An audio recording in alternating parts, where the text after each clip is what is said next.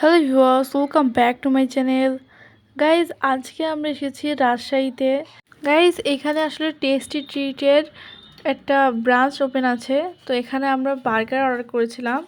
তো যেহেতু আমাদের কাছে সময় খুবই কম ছিল, কারণ সেই সময় রাত 10টা বেজে গেছিলো, তো আমরা সেখান থেকে নিয়ে ডাইরেক্ট গাড়ি নিয়ে আমরা নাটোরের উদ্দেশ্যে রওনা দিয়েছিলাম। তো আমরা একটা বাসে এনজয় করেছি।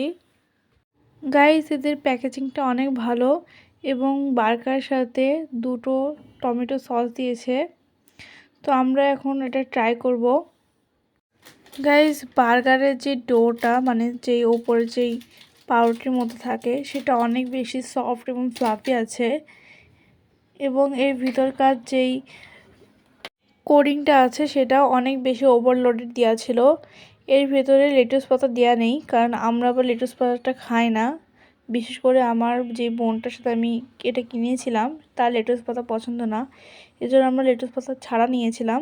গাইস, আমার কাছে বার্গারটা অনেক ভালো লেগেছে। যদি আপনারা কোনো সময় রাজশাহী যান তাহলে এই বার্গারটা অবশ্যই ট্রাই করবেন একবার।